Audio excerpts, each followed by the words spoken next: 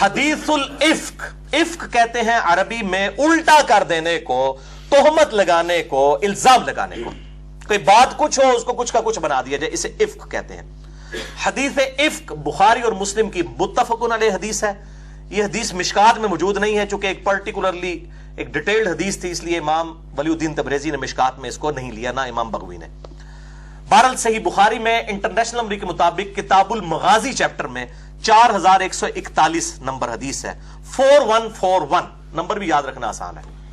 اور صحیح مسلم میں کتاب التوبہ والے چیپٹر میں انٹرنیشنل نمبر کے مطابق 7020 نمبر حدیث ہے، حدیث الافق۔ اب یہ حدیث اتنی انٹرسٹنگ ہے اور اما عائشہ خود راویہ ہیں اس کی کہ اس کو ورڈ بائی ورڈ سنیں گے تو آپ کو ٹیسٹ بھی فیل ہوگا، اور ساتھ ساتھ میں اپنا بے لاگ جو ہے وہ تبصرہ اور کمنٹری بھی کروں گا، اس سے آپ مزید انشاءاللہ محظوظ بھی ہوں گے اور عقائد کے موتی بھی سمیٹیں گے کہ اما عائشہ رضی اللہ تعالی عنہا وعلیہ السلام کے عقائد کیا تھے۔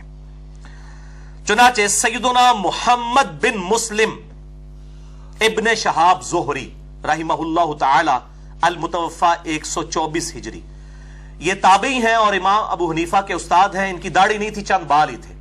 حدیث میں ان سے بڑا عالم ان کے زمانے میں کوئی نہیں تھا۔ عمر بن عبدالعزیز نے ان کی ڈیوٹی لگائی تھی احادیث کو جمع کرنے کے حوالے سے، اور بخاری اور مسلم میں درجنوں نہیں بلکہ سینکڑوں احادیث امام محمد بن مسلم ابن شہاب زہری تابعی المتوفى 124 ہجری سے روایت ہیں۔ الحمدللہ وہ کہتے ہیں کہ مجھ سے 4 بڑے تابعین نے، یعنی تابعی ہیں اور اپنے سے بڑے تابعین نے، جن میں نمبر 1 عروہ بن زبیر جو سیدہ عائشہ کے بھانجے تھے، اسما بنت ابی بکر کے بیٹے، حضرت ابو بکر کے نواسے، حضرت زبیر اشرا مبشرہ کے بیٹے، اور عبداللہ ابن زبیر صحابی کے چھوٹے بھائی۔ نمبر 2 سعید بن مسیب، نمبر 3 علقمہ بن وقاص، اور نمبر 4 عبید اللہ بن عبداللہ بن عتبہ بن مسعود رحمہم اللہ اجمعین وعلیہم السلام۔ ان چاروں نے سیدہ عائشہ زوجہ رسول صلی اللہ علیہ وآلہ وسلم کے خلاف اس تہمت کا واقعہ بیان کیا، اور ان چاروں سے اما عائشہ نے بیان کیا تھا۔ اما عائشہ پردے میں جو ہے وہ اصحاب کو اور تابعین کو درس دیا کرتی تھی، ہے تو ماں ہے لیکن پردے والا معاملہ تھا۔ اور ان چاروں میں سے ہر ایک نے حدیث کا ایک ایک ٹکڑا روایت کیا، اور بعض کو بعض سے زیادہ یہ حدیث یاد تھی اور بیان کرنے میں بہت صحیح تھے۔ میں نے ہر ایک کی حدیث جو انہوں نے مجھ سے بیان کی، یعنی ابن شہاب زہری کہتے ہیں، اور ابن شہاب زہری ایسا مظلوم آدمی ہے کہ جس کو سنی کہتے ہیں شیعہ، کیونکہ سیدنا علی کی شان میں حدیثیں ہیں بخاری مسلم سے اس کی۔ حالانکہ یہ بھول جاتے ہیں ناسبی کہ حضرت ابو بکر اور عمر کی شان میں بھی جو حدیثیں بخاری مسلم میں وہ بھی ابن شہاب زہری سے ہیں۔ اسی لیے شیخ زبیر لیزئی رحمہ اللہ نے اس کے دفاع کے اوپر پورا مضمون لکھا ہے کہ ابن شہاب زہری جو ہے وہ الحمدللہ سنی تھا، الحمدللہ۔ تو یہ ابن شہاب زہری کہتے ہیں کہ میں نے ان چاروں سے وہ روایت سنی، میں نے ہر ایک کی حدیث جو انہوں نے مجھ سے بیان کی تھی یاد رکھی۔ چنانچہ یہ چاروں حضرات بیان کرتے ہیں خود سیدہ عائشہ سے کہ رسول اللہ صلی اللہ علیہ وآلہ وسلم جب بھی کسی سفر پر جانے کا قصد فرماتے تو ازواج مطہرات رضی اللہ عنہن کے درمیان قرہ اندازی فرمایا کرتے تھے، بیلٹنگ کرتے تھے، جس کا نام نکل آئے اس کو لے کے۔ یہ تو ہم یہ جو اسی اعتبار سے جو یہ کمیٹی ڈالی جاتی ہے اس میں بیلٹنگ کی جاتی ہے، اس کے بعد وہ جو ہوتا ہے نا ایک بندہ کمیٹی اٹھا لیتا ہے اتنے میں، وہ تو سود ہے۔ ویسے کمیٹی اتنی رقم میں لی جائے وہ تو ٹھیک ہے، اور یہ سنت ہے بیلٹنگ کرنا۔ تو آپ صلی اللہ علیہ وسلم اس بیوی کو ساتھ لے جایا کرتے تھے، پھر جس کا نام قرہ میں نکلتا اس زوجہ کو ساتھ لے جاتے۔ سیدہ عائشہ فرماتی ہیں کہ ایک مرتبہ غزوہ بنی مستلق کے موقع پر قرے میں میرا نام نکلا۔ یہ کوئی پکنک منانے نہیں جانے ہوتے تھے، زندگی اور موت کی کشمکش میں جا رہی ہوتی تھیں بیویاں ساتھ، ظاہر ہے لڑائی لڑنے جا رہے ہیں، یہ نہ سمجھے کو آؤٹنگ پہ جا رہے ہوتے تھے۔ یہ غزوہ بنی مستلق کے موقع پر قرہ میں میرا نام نکل آیا اور آپ صلی اللہ علیہ وسلم مجھے اپنے ساتھ لے گئے۔ یہ وقت وہ تھا جبکہ پردے کی آیات نازل ہو چکی تھیں۔ یہ جملہ یاد رکھنا ہے آپ نے، کیونکہ اس کے بعد میں نے ڈاکٹر ذاکر نائک اور شیخ البانی اور جاوید احمد غامدی ان تینوں کی کلاس بھی تھوڑی سی لینی ہے پردے کے حوالے سے۔ میں ان تینوں کی بہت عزت بھی کرتا ہوں لیکن اختلاف رائے بھی کرتا ہوں، کیونکہ یہ چہرے کا پردے کے قائل نہیں ہے، تو اس کے رد میں یہ بخاری مسلم سے حدیث بیان کرنے لگوں۔ وہ کہتی ہیں کہ پردے کی آیات نازل ہو چکی تھیں، یعنی اس سے پہلے پردہ نہیں تھا، بعد میں ہو گیا۔ چنانچہ سفر کے دوران میں پردے کے ساتھ اونٹ کے ہودج، ایک ڈولی جس میں پرانے زمانے میں وہ عورتوں کو بیاہ کے لایا جاتا تھا، اس قسم کی ڈولیاں بنی ہوئی تھی جس میں سیدہ عائشہ کا وہ ڈولی ہوتی تھی جس کو اٹھایا جاتا تھا، 4 اصحاب اٹھاتے تھے اور پھر اونٹ پہ سوار کروا دیا کرتے تھے. ہودج میں سوار، یہ مولویوں کے لیے میں بول رہا ہوں، ہودج، ہا کے اوپر زبر ہے، یہ ویسے اردو میں آپ بولیں گے ہودج لوگ بول رہے ہوتے ہیں نا، ہودج میں سوار کرائی جاتی اور اتاری جاتی تھی جب ہم رسول اللہ صلی اللہ علیہ وسلم کی میت میں جنگ سے فارغ ہو کر واپس آئے. پکنک منا کر نہیں، جنگ سے فارغ ہو کر. کئی لوگ شہید بھی ہوئے اس میں. تو مدینہ شریف کے بالکل قریب پہنچ گئے تو رات کے وقت آپ صلی اللہ علیہ وسلم نے پڑاؤ کے بعد چلنے کا حکم فرمایا. تھوڑی دیر ریسٹ، پھر کہا کہ ٹھیک ہے اب ہم چلتے ہیں. میں رفع حاجت کی غرض سے یعنی پیشاب کرنے کے لیے لشکر سے تھوڑا دور نکل گئی.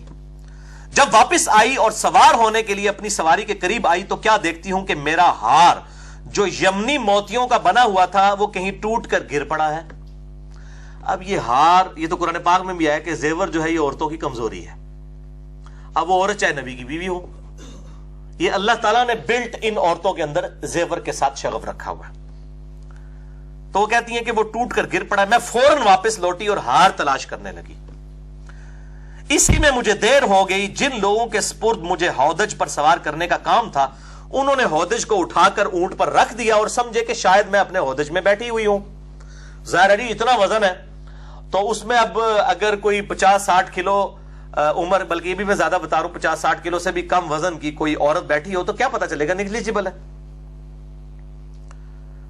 اور وہ یہ سمجھے کہ میں بیٹھی ہوں. اس زمانے میں عورتیں ہلکی ہوا کرتی تھی کیونکہ غذا سادی اور غیر مرغن ہوا کرتی تھی، اس لیے ہودج اٹھانے والوں کو کچھ پتہ نہ چل سکا. میں تو اس ہودج میں سوار ہی نہیں ہوں. دوسرا میں بہت کم سن بھی تھی، یعنی میرا وزن بھی کم تھا. اس کے بعد وہ سب اونٹ لے کر چل دیے. مجھے ہار اس وقت ملا جبکہ لشکر اپنے مقام سے روانہ ہو چکا تھا. رات کا اندھیرا، اکیلی عورت.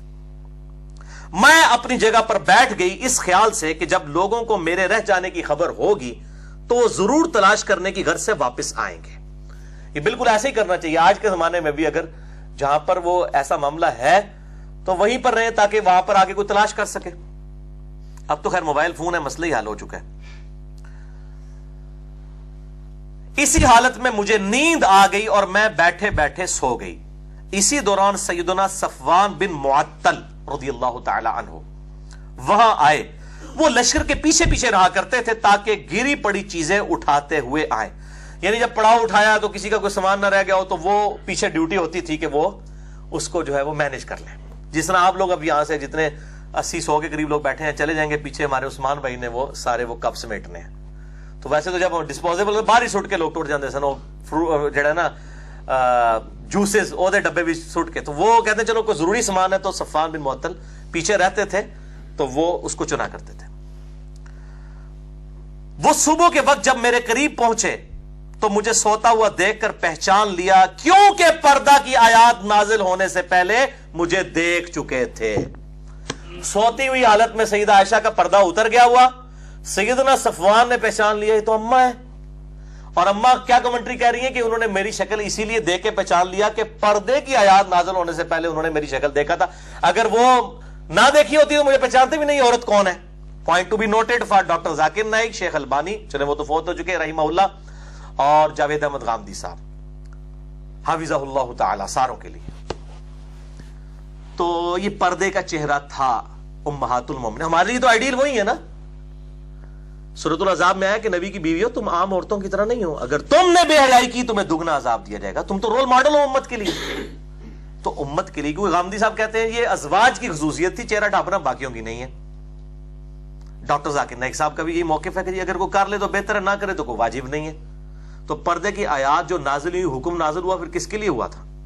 مسئلہ 106 میں بھی میں نے تھوڑا بہت اشارہ کیا. انشاءاللہ مجھے موقع ملا تو میں اس کے اوپر ڈیٹیل لیکچر بھی انشاءاللہ اس حوالے سے دوں گا. تو صفوان بن معطل نے جب دیکھا تو اما عائشہ کہتی ہیں انہوں نے زور سے پڑھا انا للہ و انا الیہ راجعون. یعنی ایک بہت بڑی مصیبت تھی مسلمانوں کے اوپر. ان کی آواز سن کر میری آنکھ کھل گئی. انہوں نے اونچی آواز میں پڑھا کہ اما جاگ جائے، اور میں نے اپنی چادر سے فوراً اپنا چہرہ چھپا لیا. یعنی چہرہ چھپا لیا، اس میں چہرے کے الفاظ موجود ہیں. اچھا، اللہ کی قسم ہم دونوں نے آپس میں کوئی بات تک نہیں کی. آپ ذرا اس صحابی کی جو ہے عفت و عصمت کو بھی داد دیں.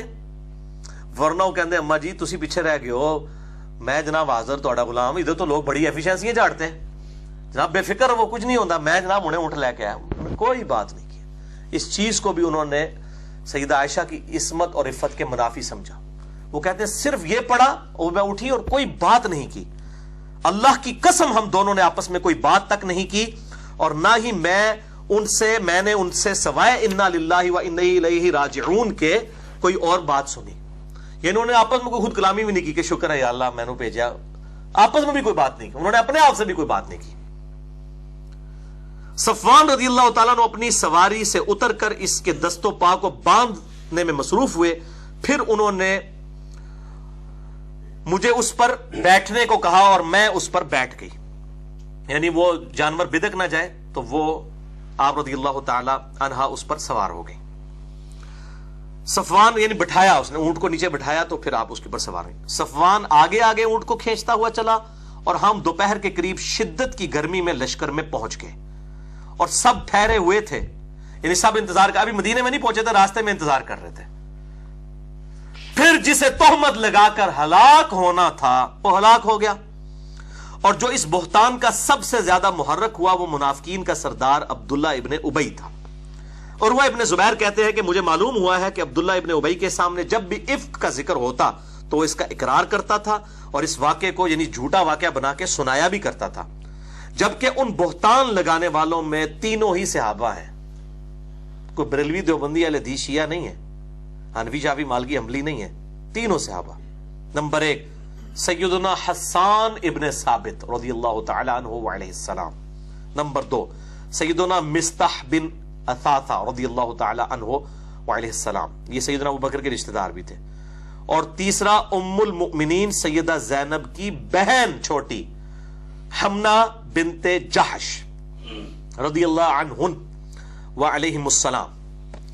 یہ 3 تھے جنہوں نے جو اس تہمت لگانے والوں میں شامل ہو گئے بغیر دلیل کے, اور پھر چونکہ دلیل نہیں تھی, جھوٹا الزام بھی تھا, ان کو پھر 80 کوڑے بھی لگے. صحابی ہونے کے چھوڑا نہیں گیا. وہ حدیث موجود ہے ترمذی میں 3180, سنن ابی داؤد میں 4474, مشکات میں بھی موجود ہے 3579, 3579, کہ ان تینوں کو پھر 80 کوڑے بھی لگائے گئے جھوٹے الزام کی وجہ سے, قذف جسے کہا جاتا ہے. اگر ثابت نہ ہو تو پھر ان پہ کوڑے لگائے جائیں گے. عبداللہ ابن ابی کو چھوڑ دیا گیا چونکہ منافق تھا, فتنے کے ڈر سے کہ وہ پارٹی بازی نہ بنا لے, اس کے تو سب کو عیاں تھا, اس کو اس میں صرف نظر کیا گیا. تو کہتے ہیں کہ اس کے علاوہ اور کوئی مجھے نہیں پتا کسی صحابی اس میں شامل ہوا ہو, مگر منافقین کی ایک جماعت تھی جس کے متعلق اللہ تعالیٰ نے فرمایا والذی تولی کبرہ منہم لہ عذاب عظیم, کہ ان میں سے جو سب سے بڑا ہے ہم اس کو عذاب دیں گے, یعنی عبداللہ ابن ابی, وہ بڑا اس کا سرغنہ تھا, یعنی جو ان کا سرغنہ تھا اس کے لیے دردناک عذاب ہے. اور عروہ کہتے ہیں کہ وہ بڑا سرغنہ عبداللہ ابن ابی تھا. اور آپ کو حیرانگی ہوگی کہ بنو امیہ کے لوگ کتنے عرصے تک یہ جو الفاظ ہیں نا قرآن میں کہ ان کا بڑا جو ہے اس کو عذاب دیں گے, تو حضرت علی پہ لگاتے تھے, نعوذ باللہ. لیکن بخاری مسلم پہ قربان جائیں, انہوں نے تو نام بھی لکھ دیے کہ عبداللہ بن ابی تھا. یعنی جب انسان دشمنی پہ اتر آئے تو پھر انسان, جس طرح وہ مشرکین عرب کہا کرتے تھے, یہودی جو ہے وہ کہتے تھے کہ ان مسلمانوں سے تو مشرکین عرب بہتر ہیں. حالانکہ مسلمان تو حضرت موسیٰ کو بھی مانتے تھے, آسمانی دین کو مانتے تھے, مشرکین تو بت پرست تھے. لیکن جب کسی کا گیر الٹا لگ جائے, تعصب میں بغیم بینہم آ جائے, تو پھر ان قسم کی بات کرتا ہے. جس طرح یہاں پہ بھی ہمارے جو بعض جو سخت قسم کے مولوی ہیں وہ کہتے ہیں جناب یہ جو بریلوی دیوبندی ہیں یہ تو مشرکین عرب سے بھی گئے گزرے. مشرکین عرب تو نبی صلی اللہ علیہ وسلم کو پیغمبر ہی نہیں مانتے تھے, نعوذ باللہ, کتنے الفاظ ان کے لیے استعمال کرتے تھے, اور یہ تو پھر بھی نبی صلی اللہ علیہ وسلم کی عزت کرتے ہیں. اسی طریقے سے بریلوی جب بولنے پہ آتے ہیں وہ کہتے ہیں جی اہل حدیث تو جو ہے مشرکین عرب سے بھی گئے گزرے ہیں, وہ گستاخ رسول ہیں, یہ بھی گستاخ رسول ہیں. یعنی جس کا جو دل کرتا ہے نا وہ بولتا ہے. تو یہ میں نے ساتھ انصاف کا تقاضا تھا, چونکہ یہ تاریخ اسلام میں بہت یہ ملتا ہے کہ یہ بڑے شد و مت کے ساتھ پھر اللہ تعالیٰ نے ان کا زور ٹوٹا. اور وہ کہتے ہیں کہ اگرچہ سیدنا حسان بھی توبت لگانے والوں میں شامل تھے, مگر سیدہ عائشہ حسان کا برائی سے ذکر کرنا ناپسند کیا کرتی تھی, کیونکہ حضرت حسان نبی صلی اللہ علیہ وسلم کے لیے نعتیں کہا کرتے تھے. کیونکہ ان کا یہ شعر بھی سیدہ عائشہ کو بڑا پسند تھا. حسان ابن ثابت نے ہی کہا فَإِنَّ أَبِي وَوَالِدَهُ وَعِرْضِي لِعِرْضِ مُحَمَّدٍ صلی اللہ علیہ وسلم, کہ بے شک میں, میرے ماں باپ, میری عزت اور آبرو سب نبی صلی اللہ علیہ وسلم کی عزت کے لیے قربان ہے. تو یہ نعت کے والے سے بخاری مسلم میں بھی حدیثیں موجود ہے حسان ابن ثابت کے بارے میں، مسئلہ نمبر 56 میں نے ریکارڈ کروائی ہیں وہ احادیث۔ بہرحال سیدہ عائشہ فرماتی ہیں میں مدینہ میں 1 مہینہ تک بیمار رہی اور لوگوں میں تہمت کے متعلق بات چیت ہوتی رہی اور میرا شک بڑھتا رہا۔ اب سیدہ عائشہ کو کسی نے نہیں بتایا کہ جی آپ کے خلاف اس طرح کا طوفان کھڑا کر دیا، کہتی ہیں میرا شک بڑھتا گیا اور قدرے اس وجہ سے زور پیدا ہوا کہ میں نے رسول اللہ صلی اللہ علیہ وسلم کو اس بیماری میں پہلے کی طرح مہربان نہیں دیکھا تھا۔ آپ صلی اللہ علیہ وسلم اندر تشریف لاتے اور صرف اتنا دریافت فرما کر چلے جاتے کہ عائشہ آپ کیسی ہو۔ آپ صلی اللہ علیہ وسلم کے اس طرز عمل سے میری بیماری میں اضافہ ہوتا گیا اور مجھے اس طوفان کی کوئی خبر ہی نہیں تھی۔ جب مجھے کچھ صحت ہوئی تو میں مستح کی ماں کے ساتھ رفع حاجت کے لیے باہر گئی، یعنی وہاں پہ ٹوائلٹ اٹیچ بات تو نہیں ہوا کرتے تھے، عورتیں بھی رات کے وقت میں اور ٹوائلٹ بھی جانے کی ٹائمنگ ہوا کرتی تھی۔ یہ بے ٹائم کھانے آج کل کے انہوں نے تو ہر ٹائم ٹوائلٹ لگا دیے، بلکہ بعض لوگ تو وہ مطلب بار بار ٹوائلٹ جا رہے ہوتے ہیں جب بھی کوئی نماز کا ٹائم ہے، تو یہ اس لیے کہ بے وقتہ کھانا ہے، اس وقت تو ٹائمنگ ہوتی تھی۔ ابھی بھی جو لوگ کھانا ٹائمنگ پہ کھاتے ہیں وہ ٹائمنگ کے اوپر ہی ٹوائلٹ والا ایشو ان کے ساتھ ہوتا ہے۔ اس سے مراد یعنی بڑے پیشاب کی میں بات کر رہا ہوں، چھوٹے پیشاب والا تو اتنا ایشو نہیں ہوتا تھا۔ تو وہ کہتی ہیں کہ اس وقت ہم لوگ باہر جایا کرتے تھے۔ تو اب وہ کہتی ہیں کہ میں مستح کی یعنی جو تہمت لگانے والا صحابی تھا اس کی ماں کے ساتھ ہی باہر جا رہی تھی۔ اب حضرت عائشہ کو تو پتہ نہیں تھا کہ اس کے بیٹے نے ہی کام ڈالا ہوا ہے۔ رفع حاجت کے لیے گئی اور ہم ہمیشہ راتوں کو جایا کرتے تھے۔ یہ اس وقت کی بات ہے جبکہ ہمارے گھروں کے قریب بیت الخلاء نہیں ہوتے تھے اور ہم بھی عربوں کی عادت قدیمہ کی طرح اس کام کے لیے جنگل میں جایا کرتے تھے، کیونکہ گھروں میں بیت الخلاء بنانے سے ہمیں تکلیف ہوتی تھی، یعنی بدبو کی وجہ سے ہم اس کو پسند نہیں کرتے تھے۔ ظاہر اس وقت سیوریج کا سسٹم نہیں تھا، تو ظاہر ہے وہ جس طرح آج مطلب ہم نے تو اپنی یعنی بچپنے میں یہ چیزیں دیکھی ہیں کہ عورتیں وہ صفائی کرنے والی گھر سے سب کچھ اٹھا کے لے جایا کرتی تھی جب تک یہ سیوریج والا سسٹم نہیں تھا۔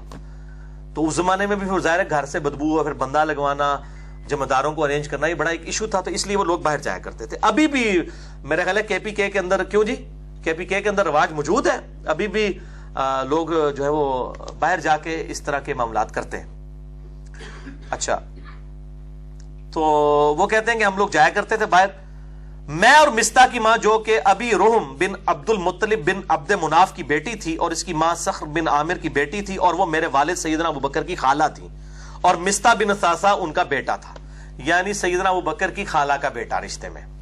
دیکھو یعنی گھر والا، اور اس کا وظیفہ حضرت ابوبکر نے لگایا ہوا تھا۔ یہ وہ تھا کہ جو حضرت ابوبکر کے ٹکڑوں پہ پال رہا تھا، ظاہر اللہ نے سبب بنایا ہوا تھا، سیدنا ابوبکر اس کے لیے وظیفہ لگایا ہوا تھا غربت کی وجہ سے۔ تو کہتے ہیں کہ میں اس کی ماں کے ساتھ جب رفع حاجت سے فارغ ہو کر لوٹنے لگے تو راستے میں مستح کی ماں کا پاؤں چادر میں الجھا تو وہ گر پڑی، تو وہ اپنے بیٹے مستح کو برا کہنا شروع ہو گئی کہ تیرے ستیہ ناس ہو جائے۔ یہاں بھی عورتوں کی یہ عادت ہوتی ہے نا، کوئی اس قسم کی ایمرجنسی ہوئی، کوئی کسی کو کوئی انگلی پہ لگ گئی تو وہ گری نہ، تو اس نے اپنی ماں اپنے بیٹے کو کہا تیرا بیڑا غرق ہو جائے مستح، تیرا وہ بال میرے تے پیا، میں ڈگی ہے نا تیری وجہ نال، تو جڑا پٹھا کام کیتا ہے۔ یہ اصل میں تھا بیچ میں۔ اب اما عائشہ کہتی ہے میں نے کہا ارے تم مستح کو کیوں بری کہہ رہی ہو، گری تو خود ہو، وہ تو جنگ بدر کا صحابی ہے۔ لو جی، بدری صحابی۔ یہاں لوگ کہتے ہیں صحابہ معصوم ہے، وہ بھائی انسان تھے، غلطی ہو سکتی ہے، اس سے بڑی کوئی غلطی ہے کہ اما عائشہ کے اوپر تہمت لگا دی؟ صحابہ معصوم نہیں تھے، انسان تھے، اور ہم تو ان کی جوتیوں کی خاک کے برابر بھی، لیکن ان کو پیغمبروں کا درجہ تو نہ تھے۔ جو میں نے پچھلی دفعہ بتایا کہ شیخ البانی نے حدیث حوض کے اوپر لکھا ہے کہ شیعہ 12 اماموں کو معصوم مانتے ہیں اور سنی جو ہے وہ سارے صحابہ کو معصوم مان کے شیعوں والا ہی کام کر رہے ہیں۔ احترام کریں، غلطی اپنی جگہ، معصومیت صرف انبیاء والی ہے، اور انبیاء کی بھی معصومیت کا وہ عقیدہ نہیں ہے جو پبلک میں ہے۔ میں نے عصمت انبیاء پہ پورا لیکچر دیا، مسئلہ 88A اور B۔ انبیاء سے لغزشیں ہوئی ہیں، غلطیاں ہوئی ہیں، گناہ نہیں ہوئے، غلطیاں ان سے بھی ہوئی ہیں، قرآن میں ریوارڈ ہوئی ہیں۔ حضرت آدم علیہ السلام کی غلطی، حضرت یوسف علیہ السلام، موسیٰ علیہ السلام، نوح علیہ السلام، ابراہیم علیہ السلام، ایون ہمارے نبی صلی اللہ علیہ وسلم کے کیس میں بھی 3 چیزیں بیان ہوئی قرآن کے اندر۔ عصمت انبیاء کے عقیدے پہ شبہات کا تحقیقی جائزہ، مسئلہ نمبر 88A اور B، اہل سنت پاک .com پہ ریکارڈ ہے۔ وہ کہتے ہیں کہ جی اس نے اپنے بیٹے کو برا کہنا شروع کیا۔ میں نے کہا مستح کو برا کہہ رہی ہو جبکہ وہ جنگ بدر کا صحابی ہے؟ انہوں نے کہا اللہ کی بندی عائشہ، تم نے مستح کی بات نہیں سنی، اس نے کیا بات کی ہے؟ تو اس نے ساری بات بیان کر دی جس سے میری بیماری دگنی ہو گئی۔ سیدہ عائشہ پہلے ہی بیمار، اوپر سے یہ صدمہ۔ اب ان کو فلم چلنا شروع کی، اچھا یہ جو حضور صلی اللہ علیہ وسلم بھی میرے ساتھ اتنا التفات نہیں فرما رہے، تو یہ تو نبی صلی اللہ علیہ وسلم کے دل میں بھی یہ بات بیٹھ گئی ہوئی ہے، اور وہ آگے آئے گا، اتنے سخت الفاظ ہیں سیدہ عائشہ کے۔ تو میں گھر آئی اور آپ صلی اللہ علیہ وسلم گھر میں آئے، تو آپ صلی اللہ علیہ وسلم نے دور ہی سے سلام کے بعد مجھ سے پوچھا، اب تو پوری فلم چلی ہوئی تھی، سیدہ عائشہ نے کہا اچھا انہوں نے سمجھ لگ گئی ہے، دل ہی دل میں انہوں نے کہا، مجھ سے پوچھا فرمایا کیسی ہو؟ میں نے عرض کیا کہ مجھے میرے ماں باپ کے گھر جانے کی اجازت دے دیں۔ اب یہ انڈیکیٹر تھا، ورنہ ایک محبوب بیوی اپنے خاوند سے کہہ رہی ہے میں اپنے ماں پیوں نے مل آواں، تو سوچے گا بھی خیریت ہے، کس لیے جانا ہے، کتنے دنوں بعد ہوگی۔ سیدہ عائشہ کہتی میں اس لیے جانا چاہ رہی تھی، میں جا کے ادھر جا کے پوچھوں اپنے ماں باپ سے کہ یہ جو طوفان کھڑا ہوا ہے تو تسی لوگ پہ کر دیو، میں تو اڈی بچی ہیں۔ تو نبی صلی اللہ علیہ وسلم نے، میرا خیال تھا کہ میں ان کے پاس جا کر اس بات کی تحقیق کروں، تو آپ صلی اللہ علیہ وسلم نے مجھے فوراً اجازت دے دی، کوئی آپ نے نہیں روکا۔ میں گھر آئی اور اپنی ماں سے کہا کہ ماں یہ لوگ کیا باتیں کر رہے ہیں؟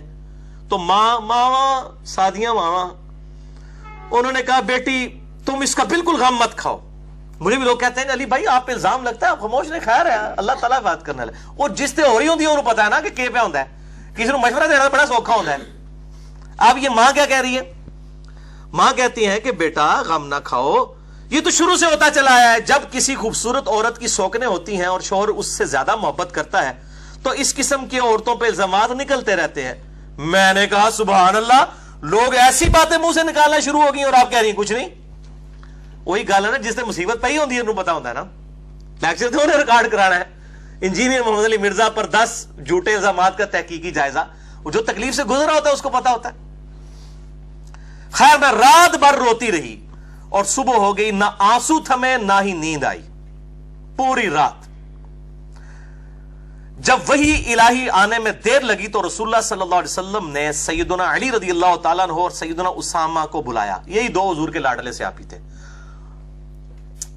سیدنا علی بچپن سے پالا ہوا اور سیدنا جو اسامہ تھے وہ زید ابن حارثہ کے بیٹے، وہ بھی آپ کے پوتوں کی مانند تھے۔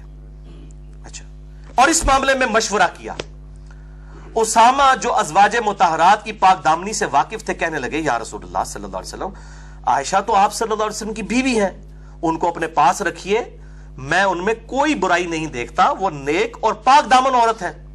یعنی نبی صلی اللہ علیہ وسلم مشورہ لے رہے ہیں کہ بتاؤ کہ یہ جو باتیں ہو رہی ہیں اس میں تمہارے، اب آج کل کا کوئی بندہ ہوتا ہے تو کہتا ہے یا رسول اللہ علیہ وسلم تہاڈی بیوی یہ ہو ہی نہیں سکتا ان جو ہے ہوئے، کس طرح دی گلاں کر رہے ہو تسی، خود اپنی بیوی تے شک کر رہے ہو۔ لوگ تو اس طرح کی باتیں کرتے ہیں، فوراً ہی مطلب لوگ جو ہے نا فضائل بیان کرنا شروع کر دیتے ہیں، لیکن ان کو پتا تھا کہ انسان تو انسان ہے، غلطی کا پتلا ہے، اور نبی صلی اللہ علیہ وسلم اگر پوچھ رہے ہیں تو ہمیں اب ان کے بارے میں صحیح کامنٹس دینے چاہیے جو ان کا کریکٹر ہے۔ اچھا، اس کے بعد نبی صلی اللہ علیہ وآلہ وسلم نے سیدنا علی سے پوچھا، تو سیدنا علی نے عرض کیا یا رسول اللہ صلی اللہ علیہ وسلم، آپ کے لیے عورتوں کی کوئی کمی ہے؟ اور بھی اور بہت سی عورتیں موجود ہیں، آپ ان سے نکاح کر سکتے ہیں۔ اب اس بات کو نا لوگ کہتے ہیں جی سیدنا علی نے بغض کا اظہار کیا ہے اما عائشہ کے ساتھ۔ بھئی یہ ان کا بغض نہیں تھا، یہ نبی صلی اللہ علیہ وسلم سے ان کی انتہا درجے کی عقیدت تھی۔ انہوں نے قطعاً نہیں کہا کہ عائشہ اس طرح کی ہے یا اس نے یہ کیا ہے، انہوں نے کہا یا رسول اللہ آپ نے ایک بیوی کے پیچھے اتنی ٹینشن لی ہے، اتنی عورتیں اور موجود ہیں آپ کے لیے۔ اور واللہ اللہ تعالیٰ نے قرآن حکیم میں سیدنا علی کی توثیق کر دی ہے قیامت تک کے لیے۔ میں نازبیوں کو پھکی دے رہا ہوں جو علی سے بغض رکھتے ہیں اور کہتے ہیں جی علی عائشہ سے بغض رکھتے، نعوذ باللہ، علی بھی جو اللہ تعالیٰ بھی عائشہ سے بغض رکھتے تھے۔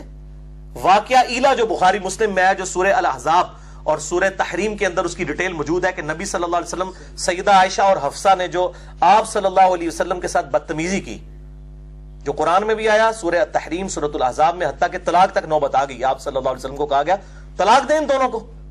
میں نے پورا مسئلہ نمبر 105 جنید جمشید پہ گستاخی کے الزام کا تحقیقی جائزہ، اس میں یہ حدیث ایلا بیان کی ہے، آج محل نہیں ہے ورنہ تو 1-1.5 گھنٹہ لگ جائے۔ اس حدیث میں بھی آپ صلی اللہ علیہ وسلم کی ناراضگی اور اس کی تسلی میں جب سورہ تحریم کی آیات نازل ہوئیں تو عائشہ اور حفصہ کو کہا گیا تمہارے دلوں میں ٹیڑھ پن آ گیا ہے، رجوع لاؤ، توبہ کرو، اور اگر تم ہمارے نبی کے ساتھ یہ سلوک کرو گی تو یہ یاد رکھو اللہ تعالیٰ ان کو اور عورتیں دے گا اگر وہ تمہیں طلاق دے دے۔ پھر اللہ تعالیٰ نے ان بیویوں کی خوبیاں گنوائیں کہ اگر اے نبی صلی اللہ علیہ وسلم آپ عائشہ اور حفصہ کو طلاق دے دے تو ہم آپ کو مسلم मुमिन, ताबे फरमान, तौबा करने वाली, इबादत गुजार, रोजादार और कंवारियां और औरतें अता फरमा देंगे। तो सैयदना अली ने कौन सा जुर्म किया? ये कहा कह के कि या रसूलल्लाह आपके लिए थोड़ी है और औरतें हैं। उन्होंने तो इतना कहा, अल्लाह ताला ने तो उसकी ब्रेकअप भी दे दिया कि अगर आप आयशा व हफ्सा को तलाक दें तो हम आपको मुस्लिम, मुमिन, ताबे फरमान, तौबा करने वाली, इबादत गुजार, रोजादार, कंवारी बीवियां और अता फरमा देंगे। आप इन दो बीवियों पे बैठे हुए। आप सल्लल्लाहु अलैहि वसल्लम के बारे में बड़ी सख्त हमीयत थी सैयदना अली के दिल में, तो ये उन्होंने उसका इजहार किया। हजरत आयशा को कोई बुरा नहीं कहा, और आगे अल्फाज भी आप देखें उससे भी आपको क्लियर हो जाएगा। तो उन्होंने कहा आपके लिए औरतों की कोई कमी है? आप सल्लल्लाहु अलैहि वसल्लम बरीरा अपनी खादमा से पूछिए। सैयदना अली ने कहा कि मैं अब उसके बारे में क्या कमेंट्स करूं, आयशा के बारे में सबसे करीबी तो आपकी खादमा है जो आयशा और आपके दोनों के साथ अटैच है, वो सबसे बेहतर समझती है कि सैयदा आयशा रज़ियल्लाहु ताला अन्हा का कैरेक्टर कैसा है। वो सब किस्सा बयान करेंगी। फिर आप सल्लल्लाहु अलैहि वसल्लम ने बरीरा को तलब किया और फरमाया, ए बरीरा, आयशा की कोई बेजा बात तुम्हें मालूम हो और देखी हो तो उसे बयान करो। बरीरा ने कहा, अल्लाह की कसम जिसने आप सल्लल्लाहु अलैहि वसल्लम को रसूल बनाकर मबूस किया, मैंने आयशा में कोई ऐसी बात नहीं देखी कि उस पर तोहमत की तस्दीक कर सकूं। उन्होंने तौसीक कर दी। अल्लाह अकबर। हां, वो नहायत कमसिन लड़की हैं और उनके भोलेपन की हालत यह है कि आटा गूंद कर सो जाती हैं तो बकरी आकर खा जाती है। यानी ये उनके अंदर एक थोड़ी सी इस हवाले से कमजोरी मौजूद है, बाकी करैक्टर की कोई कमजोरी नहीं है। आप सल्लल्लाहु अलैहि वसल्लम बरीरा की बात सुनकर खड़े हुए, फिर मिंबर पर आकर आप सल्लल्लाहु अलैहि वसल्लम ने अब्दुल्ला इब्ने उबई के मुतालिक मुसलमानों से खुतबा इरशाद फरमाया और कहा, मुसलमानों, इस शख्स से कौन बदला लेगा जिसने मेरी बीवी पर इल्जाम लगाया है और मुझे बदनाम करने की कोशिश की है और इस बदनामी को मुझ तक ले आया। अल्लाह की कसम, मैं अपनी बीवी को नेक और पाक दामन ही समझता हूं। अब ये जो आप सल्लल्लाहु अलैहि वसल्लम का कसम उठाना है ना, तो बुखारी और मुस्लिम में हदीस है कि अल्लाह के ऐसे नेक बंदे भी हैं, जब कसम उठा दें तो अल्लाह उनकी कसम को सच्चा कर देता है। तो सबसे नेक आदमी कौन है? हमारे महबूब सल्लल्लाहु अलैहि वसल्लम। और ये इस कसम में ये चीज पोशीदा है कि आप सल्लल्लाहु अलैहि वसल्लम भी सैयदा आयशा के बारे में हुस्न ज़न रखते थे। अच्छा, और फिर नबी सल्लल्लाहु अलैहि वसल्लम ने उसी खुतबे में कहा कि और जिस गरीब सफवान को ये शरीक कर रहे हैं मेरे बीवी के मामले में, वो भी इंतहाई अच्छा आदमी है। मेरी गैर मौजूदगी में कभी भी वो मेरी बीवी के पास नहीं आया। ये कलाम सुनते ही साद इब्ने माज औस के सरदार खड़े हुए और अर्ज किया, या रसूलल्लाह, आपके हुक्म की तामील की जाएगी। अगर ये शख्स मेरे कबीले का होता, यानी अब्दुल्ला इब्ने उबई, वो खजरज में से था, तो मैं अभी उसकी गर्दन मार देता। और अगर ये हमारे भाइयों खजरज में से है, अब कबायली सिस्टम बड़ा स्ट्रांग था, तो आप सल्लल्लाहु अलैहि वसल्लम हमें हुक्म दें तो उस पर अमल किया जाएगा, हम इनको भी नहीं छोड़ेंगे। अच्छा, अब देखें कबायली सिस्टम कितना स्ट्रांग था। यह सुनकर कबीला खजरज का एक और शख्स खड़ा हुआ जिसकी मां हस्सान की चचाजाद बहन थी और उसके कबीले की थी। इसका नाम सैयदना साद इब्ने उबादा था। वो खजरज के सरदार, वो भी सहाबी हैं। 155 असहाबे सुफा का खाना उनके घर से जाता था। वो खजरज का सरदार था। खड़ा हुआ कहने लगा, वल्लाह ऐ साद इब्ने माज, तू झूठा है और कभी उसको नहीं मार सकता, ना तेरी ये मजाल है कि तू उसे मार सके। अगर वो तेरे कबीले का होता तो तू कभी भी उसे कत्ल ना करता। अब वो चूंकि हमारे कबीले का है इसलिए तू कह रहा है। ये देखें, यानी इंसानी इंस्टिंक्ट कितनी अजीब चीज है। मसला नबी सल्लल्लाहु अलैहि वसल्लम का है और ये वो शख्स है जिसकी वजह से साद इब्ने माज मुसलमान हुए हैं। साद इब्ने उबादा पहले मुसलमान हुए हैं, खजरज के सरदार। इनकी दावत से साद इब्ने माज मुसलमान हुए हैं, जो गज़वे खंदक के ऊपर शहीद हो गए, उनके तीर लगा आके, और वही जख्म जो है वो आगे उनकी शहादत तक चला गया। अब वो बाद में मुसलमान है और उनके ईमान का लेवल देखें। वो कह रहे हैं कि या रसूलल्लाह, हमारे कबीले का होता हम तब भी कत्ल कर देते, इस कबीले का नहीं छोड़ेंगे, आप जरा एक दफा इशारा करें हमें। और दूसरा कबीला खजरज का सरदार सहाबी है साद इब्ने उबादा, कह रहे हैं हाँ साद, इसलिए तू कह रहे, दोनों का नाम साद ही है, साद इब्ने माज और क्यों साद अली साद इब्ने माज और साद इब्ने उबादा। एक तीसरे सहाबी भी है साद, मैंने अपने बेटे का नाम भी साद रखा है, साद इब्ने अबी वकास रज़ियल्लाहु ताला अन्हुम अजमईन व अलैहिमुस्सलाम। तो वो दोनों साद है और वो दोनों इस तरह जब कर रहे हैं तो नबी सल्लल्लाहु अलैहि वसल्लम ने जब ये मामला देखा, उसी दौरान उसैद बिन हुजैर खड़े हुए, यानी औस के एक और सरदार थे जो साद इब्ने माज के चचाजाद भाई थे। وہ کہنے لگے اللہ کی قسم ہم اسے ضرور قتل کریں گے اے سعد ابن عبادہ، تو منافق ہے اور منافقوں کی حمایت کرتا ہے. حالانکہ وہ صحابی تھے. یہ تھی نبی صلی اللہ علیہ وسلم سے محبت صحابہ کی. انہوں نے کہا سعد تم منافق ہو چکا ہے. حالانکہ یہ شخص پہلے نیک تھا مگر اب اپنی قوم کی حمایت کر رہا ہے. انہوں نے کہا تو ہے بندہ نیک صاحب پر ہون تیری قوم آگے آ گئی ہے. اور یہی ہوا آپ صلی اللہ علیہ وسلم کی وفات کے بعد، یعنی وہ بنو امیہ اور بنو ہاشم کی وہ چیزیں سامنے آ گئیں جس کی وجہ سے سیدنا علی کی خلافت ماننے سے ان لوگوں نے انکار کیا. وہی قبائلی تعصب اتنا زیادہ تھا. یہ تو آپ صلی اللہ علیہ وسلم کی نبوت کی برکت تھی کہ وہ دب گیا. حالانکہ یہ شخص پہلے نیک تھا مگر اپنی قوم کی حمایت کر رہا تھا. اس گفتگو کے بعد اوس اور خزرج دونوں قبیلوں کے لوگ کھڑے ہوئے اور لڑنے پر مستعد نظر آئے. دو اور کھلو گے ان کے تک لینے تو انو ایسی تیسی، اور نبی صلی اللہ علیہ وسلم سامنے موجود ہیں. اچھا، اور رسول اللہ صلی اللہ علیہ وسلم ممبر سے ان کو خاموش کرواتے رہے، آخر وہ خاموش ہو گئے. اب یہ آپ صلی اللہ علیہ وسلم کا معجزہ تھا، ورنہ اس قبائلی سسٹم میں آپ امیجن بھی نہیں کر سکتے. اس ٹائم ایسی ان کی کیفیت دماغ کی ہو جاتی تھی قبیلوں کی کہ وہ کسی کی نہیں سنتے تھے. تو بہرحال آپ صلی اللہ علیہ وسلم کی بات سنی اور بیٹھ گئے. اب ظاہر اب آگے کیا آپ صلی اللہ علیہ وسلم بات کرتے، معاملات بگڑ جانے تھے. آپ صلی اللہ علیہ وسلم ممبر سے اتر آئے. سیدہ عائشہ فرماتی ہیں کہ میں تمام دن رات روتی رہی، نہ آنسو تھمتے تھے نہ نیند آتی تھی، اور میرے ماں باپ بھی کبیدہ خاطر تھے. میں 2 دن تک برابر روتی رہی، نہ آنسو تھمے اور نہ نیند آئی. 48 گھنٹے اندازہ کریں. اور میں سمجھنے لگی کہ اب تو میرا کلیجہ پھٹ جائے گا. ماں باپ میرے پاس موجود تھے. اتنے میں انصار کی ایک اور عورت اجازت لے کر میرے پاس آئی اور وہ بھی رونے لگی. یعنی وہ عورتیں بھی آپ کو پتہ کٹھی ہو جاتی ہیں، پھر بڑا افسوس ہے جناب جو کچھ ہوا ہے تھوڑے نال، تو وہ بھی آ کے رونا شروع کر دیا. یہاں تو عورتوں کی حالت ہے 40 دن بعد بھی آ کے تو رونا شروع کر دیتی ہیں گھر والوں کو. وہ بھی رونے لگ پڑی. اچھا، مجھے اس کا نام معلوم نہ ہو سکا. آخر نبی صلی اللہ علیہ وسلم بھی میرے گھر تشریف، یعنی میں کہ خود آپ صلی اللہ علیہ وسلم ابوبکر کے گھر تشریف لائے. سلام کے بعد میرے پاس بیٹھ گئے، ورنہ ابھی تک اس دن سے پہلے 1 مہینے تک آپ میرے پاس بیٹھے بھی نہیں تھے. آپ صلی اللہ علیہ وسلم کے دل میں اس حوالے سے اتنا قلق تھا. اس دن آ کے پاس بیٹھے. تہمت کے بعد 1 مہینے تک آپ صلی اللہ علیہ وسلم ٹھہرے رہے. میرے بارے میں کوئی وحی آپ پر نازل نہیں ہوئی. آپ صلی اللہ علیہ وسلم میرے پاس بیٹھ گئے، کلمہ شہادت پڑھا اور اس کے بعد فرمایا اے عائشہ، مجھے تمہاری نسبت اس قسم کی خبر ملی ہے. اگر تم بے گناہ ہو تو اللہ ان قریب تمہاری پاک دامنی ظاہر فرما دے گا، اور اگر تم سے کوئی گناہ ہوا ہے تو اللہ سے توبہ کرو اور مغفرت چاہو، اس لیے کہ بندہ اگر اپنے گناہ سے توبہ کا اقرار کر لے تو اللہ تعالیٰ بخش دیتا ہے. سیدہ عائشہ کو تو آگ لگ گئی بات سن کے. جس نے میرے بھائیو، جب کسی بندے نے کوئی کام نہیں کیا ہوتا اور اس کو یہ بات کہی جائے، چاہے آپشن کے طور پہ بھی کی جائے، منو مشورہ دینے علی بھائی خیر ہے، الزام ہے، خاموش رہے. آپ دیکھیں سیدہ عائشہ کہ آپ اس پہ کیا حالت ہوئی. کہنے والا کون ہے؟ نبی صلی اللہ علیہ وسلم. خاوند بھی ہیں، پیغمبر بھی ہیں، اور سیدہ عائشہ ہے دوسری طرف، بیوی بھی ہے ایک نبی کی، بہترین عورت بھی ہیں. لیکن الزام میرے بھائیوں برداشت نہیں ہوتا، کلیریفیکیشن دینی پڑتی ہے. اچھا، تو توبہ کر لو. آپ صلی اللہ علیہ وسلم جب اپنی بات ختم کر چکے تو میرے آنسو فوراً بند ہو گئے. یعنی اب وہ غم کی بجائے غصہ آ گیا سیدہ عائشہ کو. مشکلیں اتنی پڑی کہ آسان ہو گئیں. انہوں نے دماغ اور پاس سے ٹر پے کہ یہ مجھے کہہ رہے ہیں توبہ کر لے کے تجھے کو گناہ ہوا ہے. اندازہ کرو میرا خاوند مجھ سے یہ بات کر رہا ہے. ایک قطرہ بھی نہ رہا.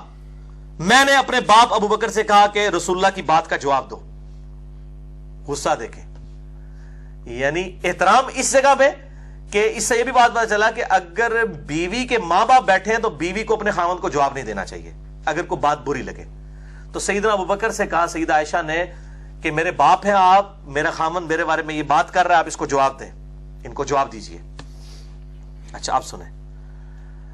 میرے والد ابو بکر نے کہا اللہ کی قسم مجھے کچھ سمجھ نہیں آ رہا کہ میں کیا جواب دوں. انہوں نے تسلی نہیں دی، بیٹا خیر ہے، لیکن گالتے ہوتی ہے نا جس دے ہوتے الزام لگے ہوا ہے.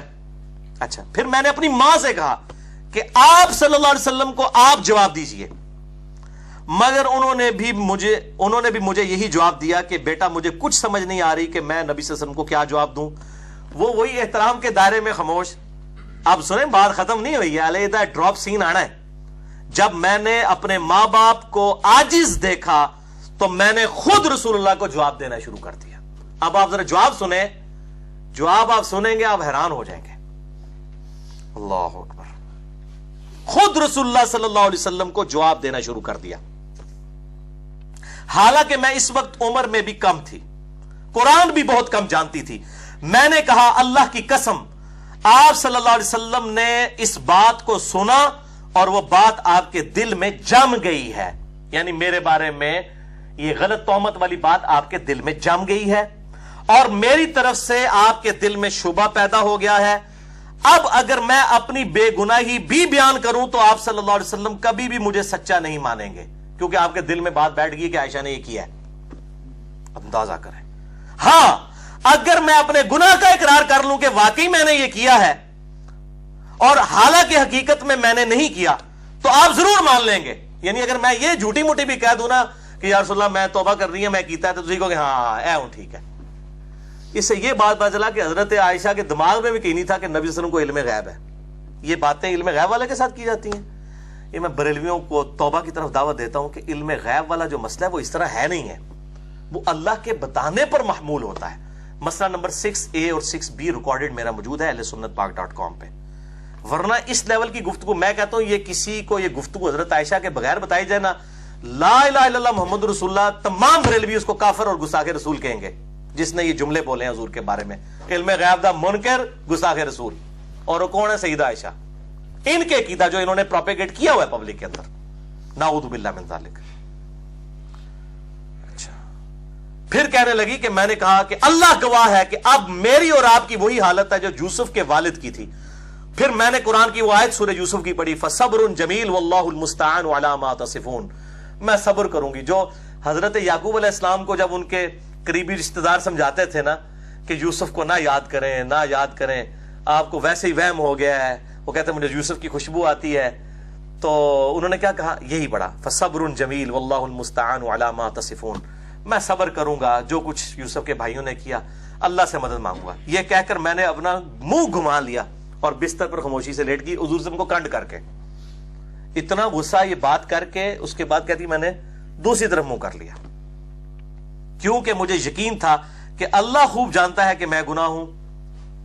اور اگر بریلوی ہوتی تو وہ بھی عقیدہ ہوتا وہ والا جو معاملہ انہوں نے مشہور کیا ہوا ہے، اور میری گناہ بے گناہی کو اللہ ظاہر کر دے گا. مگر مجھے یہ خیال بھی نہ تھا کہ میرے معاملے میں قرآن کی آیات نازل ہو جائیں گی. اللہ اکبر.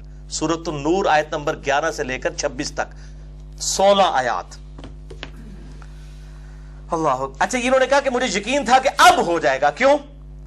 اب اس سے بڑی کیا تکلیف تھی کہ خاوند کہہ رہا کہ توبہ کر لے اگر ہو گیا، کیونکہ یہ قرآن کی آیت ہے ان مع العسر یسرا ان مع العسر یسرا. ہر مصیبت کے بعد آسانی ہے، ہر مشکل کے بعد آسانی ہے.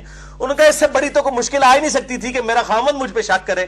اب کہتی مجھے یقین ہو گیا کہ اب اس کے بعد آسانی آئے گی، یعنی اللہ تعالیٰ خود اظہار کر دے گا اس معاملے کا. مجھے تو یقین بھی نہ تھا میرے بارے میں آیات نازل ہوں گی اور قیامت تک پڑھی جائیں گی، کیونکہ میں اپنی حیثیت اتنی نہیں سمجھتی تھی کہ اللہ تعالیٰ میرے بارے میں اپنا قرآن نازل فرما دے گا. ہاں یہ امید تھی کہ آپ صلی اللہ علیہ وسلم کو خواب میں میرے متعلق بتا دیا جائے گا. یعنی اس سے کیا پتا چلا؟ ان کو یہ عقیدہ نہیں تھا کہ نبی صلی اللہ علیہ وسلم خود علم غیب جان لیتے ہیں، جب چاہے جتنا چاہے جان لیتے ہیں. یہ عقیدہ نہیں تھا ان کا. نعوذ باللہ. مسئلہ نمبر 6A اور 6B دیکھ لیجئے.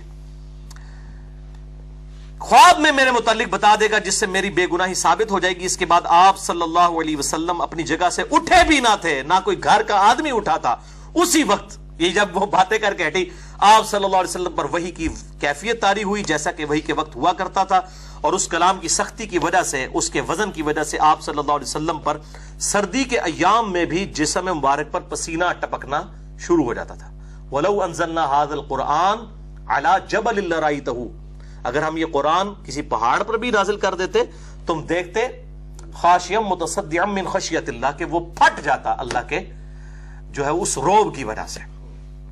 تو نبی صلی اللہ علیہ وسلم پہ سخت سردیوں میں بھی جب یہ قرآن دل پہ نازل ہوتا تھا تو پسینہ چھوٹ جاتا تھا اور منہ سے خراٹے کی آواز آنا شروع ہو جاتی تھی، جس کو ہم کہتے ہیں سپر ایفیشنسی آف مائنڈ. اس حالت میں آپ صلی اللہ علیہ وسلم چلے جاتے تھے. جب وحی کی حالت گزر چکی تو آپ صلی اللہ علیہ وسلم نے تبسم فرمایا اور سب سے پہلے یہ بات ارشاد فرمائی، عائشہ اللہ نے تمہاری پاک دامنی بیان فرما دی ہے. میری ماں نے ماں ٹھنڈیاں چھاواں، میری ماں نے فوراً کہا عائشہ اٹھو، فوراً آپ صلی اللہ علیہ وسلم کا شکریہ ادا کرو. ماما بیچاری بولیاں. میں نے کہا اللہ کی قسم میں رسول اللہ کا شکریہ ادا نہیں کروں گی، بلکہ میں اپنے رب کا شکر ادا کروں گی جس نے میری برات کا اعلان کیا. آپ تو تھوڑی دیر پہلے تک میرے پہ شک کر رہے تھے، میں آپ صلی اللہ علیہ وسلم کا شکر کیوں ادا کروں؟ یہ اس کی ٹرانسلیشن ہو رہی ہے، سیم الفاظ ہے، پورا سن چکے ہیں. میں اللہ کا شکر ادا کروں گی جس نے میرے خاوند کا دل میرے بارے میں صاف کیا، آیات نازل کی. اچھا نبی صلی اللہ علیہ وسلم بیٹھے تھے، انہوں نے نہیں کہا تو گستاخی کر دیتی ہے، پوائنٹ ٹو بی نوٹڈ، ورنہ تو کہنا چاہیے تھا نا. ویسے آج کل کے مولوی ہوں تو وہ فوراً 302 جا کے وہ کون سی ہے جی، وہ 295 لگوا دیتے سیدہ عائشہ کے اوپر، نعوذ باللہ من ذالک. بالکل ان منوسوں کا تو عقیدہ ہے کہ گستاخ رسول کی توبہ بھی قبول نہیں ہے. یہ ابن تیمیہ نے جو ٹیکہ لگا دیا نا کہ جی گستاخ رسول کی توبہ ہی نہیں ہے، چاہے وہ توبہ کر بھی لے. مشرک کی توبہ ہے اگر توبہ کر لے، گستاخ رسول کی نہیں ہے. یہ ٹیکہ ایسا لگا ہے، بریلوی، دیوبندی، اہل حدیث، شیعہ چاروں نے یہ ٹیکہ لگوا کے اپنا دماغ خراب کر لیا. میں نے ان کے رد پہ مسئلہ نمبر 49 ریکارڈ کروایا، گستاخ رسول کی سزا اور گستاخانہ فلم اور کارٹون کے اوپر. یہ کس منطق سے آپ نے نکالا ہے کہ گستاخ رسول کی توبہ نہیں ہے؟ توبہ تو بھائی موت کے غرقنے سے پہلے جامعہ ترمذی میں حدیث ہے کہ توبہ قبول ہے. شرک سے بڑا کون گستاخ ہو سکتا ہے؟ شرک اللہ کی گستاخی ہے، وہ بھی توبہ قبول ہے. گستاخ رسول اگر کسی سے ہو بھی جائے قبول ہے اگر وہ توبہ کر لیتا ہے. وہ پاکستانی گستاخی نا، وہ پاکستان میں تو ہر چیز گستاخی. میں جو کچھ حضرت عائشہ کا کریکٹر بتا رہا ہوں نا، پاکستان کے کیس میں اس میں درجنوں گستاخیاں پاکستان کے علماء، بریلوی، دیوبندی، اہل حدیث، شیعہ اپنا جو انہوں نے فارمولہ گستاخی رسول کا بنایا وہ لگا دیں گے. اب دیکھیں، اندازہ کریں. وہ کہتی ہیں میں اللہ کی قسم نبی صلی اللہ علیہ وسلم کا شکر نہیں ادا کروں گی، بلکہ میں اللہ کا شکر ادا کروں گی. اور اللہ تعالیٰ نے یہ 10 آیات ان الذین جاؤوا بالافک عصبۃ منکم سے لے کے وان اللہ رؤوف الرحیم، یہ 10 تو پرٹیکولر آپ کی برات میں تھی، اور اگلی 6 آیات میں سیدنا ابوبکر نے جو وظیفہ بند کیا تھا وہ ابوبکر کو بھی کہا گیا تم اللہ کے لیے وظیفہ دے رہے ہو، وظیفہ دوبارہ سے سٹارٹ کرو. اندازہ کریں، میرے رب نے میری بے گناہی ظاہر فرما دی. سیدنا ابوبکر جو رشتہ دار کی غربت کی وجہ سے مستح کی کچھ مالی مدد کیا کرتے تھے، انہوں نے مستح کے متعلق یہ سوچا ہی تھا کہ آندہ میں اسے کوئی مال نہیں دوں گا کیونکہ اس نے عائشہ کو بدنام کیا. چنانچہ اللہ تعالیٰ نے اس کے بارے میں بھی نازل فرما دیا وَلَا يَأْتَلِ أُولُو الْفَضْلِ مِنْكُمْ، جو تم میں جن کو اللہ نے مال دیا ہے وہ اپنی رشتہ داریوں کی وجہ سے نا، دیکھیں ذرا کس لیول کی بات ہو رہی ہے. جناب یہاں جنید جمشید صاحب کی کوٹر لگا رہے ہیں، ادھر جو بیچارہ معافیاں مانگ رہا ہے کہتے ہیں توبہ قبول نہیں ہے. اور جب نبی صلی اللہ علیہ وسلم کی بیوی کے ساتھ یہ معاملات ہوئے ہیں اور ابو بکر نے رضی اللہ تعالیٰ عنہ نے وظیفہ بند کر دیا ہے جس نے عائشہ پہ ان کی زندگی میں، رسول کی زندگی میں توبہ لگائی ہے، اور اللہ تعالیٰ کہہ رہا ہے ابو بکر وظیفہ کیوں بند کیا ہے؟ اسے مولوی کہتے ہیں نہیں آپ کی توبہ قبول نہیں ہے، جنید جمشید صاحب آپ کو چھوڑیں گے نہیں ہم. جنید جمشید تو عشر شیر بھی نہیں ہے. میں نے تو خیر 105 میں ریکارڈ کرا دیا کہ اصل گستاخ کون ہے، ساروں کے بابوں کو میں نے بتایا. اور یہاں پہ مستح کا وظیفہ جب بند کیا حضرت عائشہ پہ تہمت کیا سے اللہ تعالیٰ نے بجائے مستح کے ابو بکر کو کہا کہ تو اللہ کے لیے وظیفہ دے رہا تھا، تو نے کیوں وظیفہ بند کیا ہے؟ تو نے تو اللہ سے اجر لینا ہے. یہ آیات نازل ہوئی. اس کے بعد ابو بکر کہنے لگے میں خوش ہوں کہ اللہ مجھے بخشے. اس میں اللہ نے کہا تھا آیات میں کہ کیا تم نہیں چاہتے کہ اللہ تمہیں بخشے، تو تم اللہ کے دیے میں سے کیوں وظیفہ روکتے ہو؟ اللہ اکبر، یہ ہے للہیت. تو حضرت ابو بکر کہتے ہیں میں خوش ہوں کہ اللہ مجھے بخشے، میں مستح کو وہی کچھ دیا کروں گا جو پہلے دیا کرتا تھا، واللہ میں اس کو مال دینا بند نہیں کروں گا. سیدہ عائشہ فرماتی ہیں آپ صلی اللہ علیہ وسلم نے تہمت کے ایام میں ام المومنین زینب سے جو میری سوکن تھی میرا حال دریافت کیا، کیونکہ ام المومنین زینب کی بہن جو حمنہ بنت جہش تھی نا وہ بھی اس میں شامل تھی تہمت لگانے والوں میں، حسان ابن ثابت اور مستح کے ساتھ ان تینوں کو کوڑے بھی لگائے گئے. تو ان سے جب پوچھا کہ تم عائشہ کو کیسے جانتی ہو تو کیسا پایا، تو انہوں نے عرض کیا یا رسول اللہ میں اپنے کان اور اپنی آنکھوں کو محفوظ رکھتی ہوں، واللہ میں نے عائشہ کو نیکی اور بہتر کے علاوہ کسی اور حالت میں نہیں دیکھا. آپ صلی اللہ علیہ وسلم کی ازواج میں زینب میرے برابر کی تھی. یعنی سیدہ عائشہ کہتی ہیں کہ یعنی آپ صلی اللہ علیہ وسلم کی توجہ کے اعتبار سے سیدہ زینب میرے برابر کی تھی. اور ان کے بارے میں حدیث ہے کہ سب سے پہلے، صحیح بخاری میں بھی آتا ہے، مسلم میں، کہ میرے مرنے کے بعد سب سے پہلے میری وہ بیوی مجھے آ کے ملے گی جس کے ہاتھ سب سے لمبے ہیں، یعنی اس کی یہ کوالٹی ہے. تو سیدہ عائشہ کہتی ہے ہم ساری بیویاں آپس میں ہاتھ لمبائی کیا کرتی تھی، تو سیدہ زینب سب سے پہلے فوت ہوئی. تو ہمیں پتہ چلا اچھا یہ ہاتھ لمبے سے مراد ہے اللہ کی راہ میں خرچ کرنے والی. حضرت زینب سے بڑھ کر حضور کی کوئی بیوی انفاق فی سبیل اللہ نہیں کرتی تھی، یہ اتنی لاڈلی بیوی تھی سیدہ زینب. تو عائشہ کہتی ہیں کہ سیدہ زینب کی اگرچہ بہن تھی الزام لگانے والوں میں، لیکن انہوں نے اپنی بہن کا ساتھ نہیں دیا. حالانکہ عورتیں تو آپ کو پتہ ہے انہوں نے میرے بارے میں حق بات کہی. اور حضرت عائشہ کہتی ہیں کہ ازواج میں سے اگر میرے مقابلے کی کوئی عورت تھی نا نبی صلی اللہ علیہ وسلم کی نگاہوں میں تو وہ زینب تھی.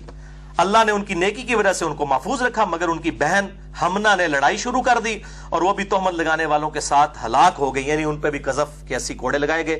سیدہ عائشہ کہتی ہیں واللہ جس شخص کے متعلق مجھ پر بہتان لگایا گیا یعنی صفوان بن معطل, وہ ان باتوں کو سن کر تعجب کیا کرتا تھا اور سبحان اللہ کہا کرتا تھا. اللہ کی قسم, وہ کہا کرتا تھا کہ اللہ کی قسم, اس اللہ کی قسم جس کے قبضے قدرت میں میری جان ہے, میں نے تو کبھی کسی بھی عورت کو ایسے تعلق کے ساتھ ہاتھ تک نہیں لگایا. یعنی وہ کنوارا تھا. وہ کہتا ہے عائشہ کیا میں نے تو کسی عورت کو ہاتھ نہیں لگایا. اور عائشہ فرماتی ہیں اس کے بعد وہ کنواری حالت میں ہی اللہ کی راہ میں شہید بھی ہو گئے. یہ بھی حضرت عائشہ پر اللہ کی کرامت ہوئی کہ جس مرد کے ساتھ ان کو نعوذ باللہ جوڑا گیا اس حوالے سے, صفوان بن معطل, اللہ تعالیٰ نے اس کی قسمت میں کوئی عورت رکھی نہیں. یعنی وہ والا معاملہ ایسا کیا کہ وہ عورت, وہ مرد جو ہے وہ کنواری حالت میں ہی شہید ہو گیا اللہ تعالیٰ کی راہ میں. الحمدللہ اس کے اوپر یہ حدیث عفق جو ہے وہ مکمل ہوئی. اب رہا ان آیات کا معاملہ, وہ انشاءاللہ اگلی دفعہ جلدی میں 10-15 منٹ میں کور ہو جائیں گی, تو وہ پورا اس کا بلو پرنٹ آپ کو سمجھ آ گیا ہے. اللہ تعالیٰ سے دعا ہے جو حق بات میں نے کہی اللہ تعالیٰ ہمارے دلوں میں راسخ فرمائے. اگر جذبات میں میرے منہ سے کوئی غلط بات نکل گئی تو اللہ تعالیٰ ہمارے دلوں سے معاف کر دے. ہمیں کتاب و سنت کی تعلیمات پر عمل کر کے دوسرے بھائیوں تک پہنچانے کی توفیق عطا فرمائے. سبحانک اللہم و بحمدک اشہد ان لا الہ الا انت استغفرک و اتوب الیک وما علینا الا البلاغ المبین. جزاکم اللہ خیرا.